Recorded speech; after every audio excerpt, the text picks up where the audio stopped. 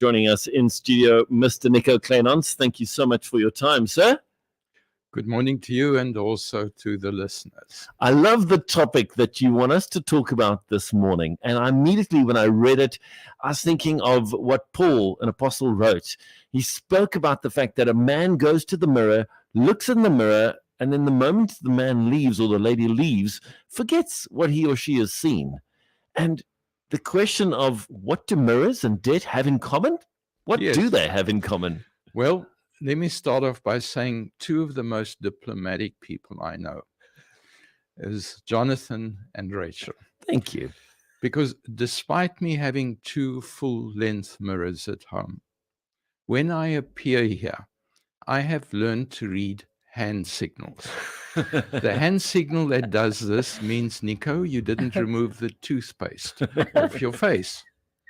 The hand signal that does this says when you got out of the car, the wind blew your hair all over the place, and you're now looking like the scarecrow from the Wizard of Oz.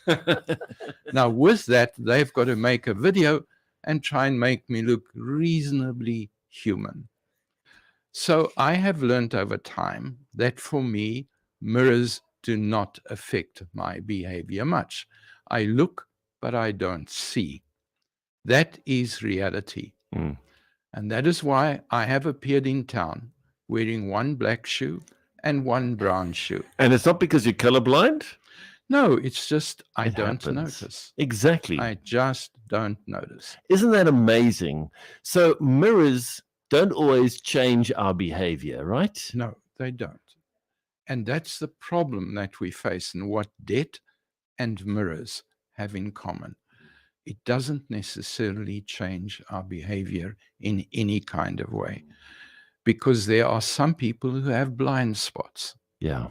And often people who get into debt have a blind spot that gets them there. I think everybody actually has a blind spot. Some of the blind spots are just in different areas. And that's why it's good for us to live in community, in relationship with people who can speak into our lives and help us. Absolutely. So this week, a young mother who's busy with a post-grad course at university realized that she had now reached her aha moment. And her aha moment came when she looked at a debt and found out that she owes 230,000 rand. That's a lot of money. When she realized that she was about to become homeless because the university is going to expel her from the res. And to make matters worse, she has a toddler living with her. So she and her child are both going to become homeless. And like many people, she realized that over the past 2 years, she had seen the signs that she was getting into debt, but she had ignored the signs, and now the consequences are going to be really serious. The second person that triggered my conversation this morning, when he went on pension, he committed his entire pension to a new business idea. 4 million rand he put into that business. And while he used up all of his money, his business was not coping. And so he was now having to finance the business through debt. And now it's at the point where he has no pension. The bank will not advance him any more money. And he's already 65. Where is he going to start all over again? Because he too will end up having to sell his home to pay for his debt. So here are some facts about debt that we really need to understand. It's not excessive lifestyle that leads to debt. Not always. Yeah. It's not that at all. And often the triggers for excessive debt can be things that we can't actually avoid, like divorce, unemployment, death in the family. Those are not things that we have control over. Yeah.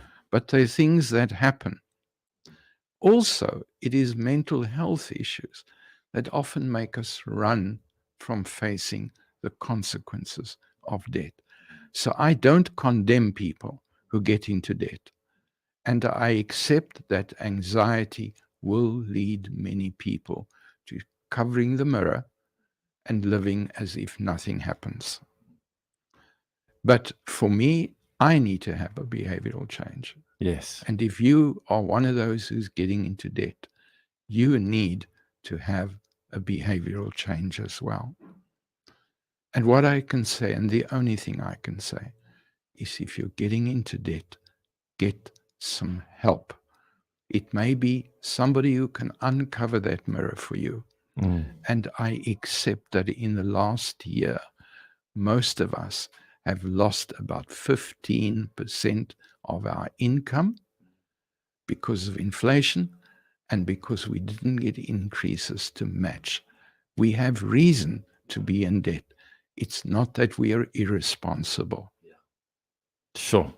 Have a good day. Thank you so much, Nico. And I'd just like to add that there are some amazing organizations that really do have the resources, and they're from a biblical point of view.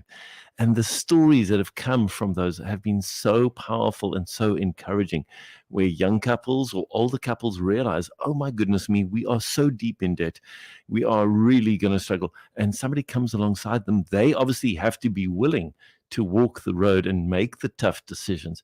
But God also intervenes. But we can't expect God just to hand out, because that's not how God works. We need to bring our side, and we need to follow and get good counsel. Nico Kleynhans, thank you so much. Really such a good and interesting discussion this morning. Thank you.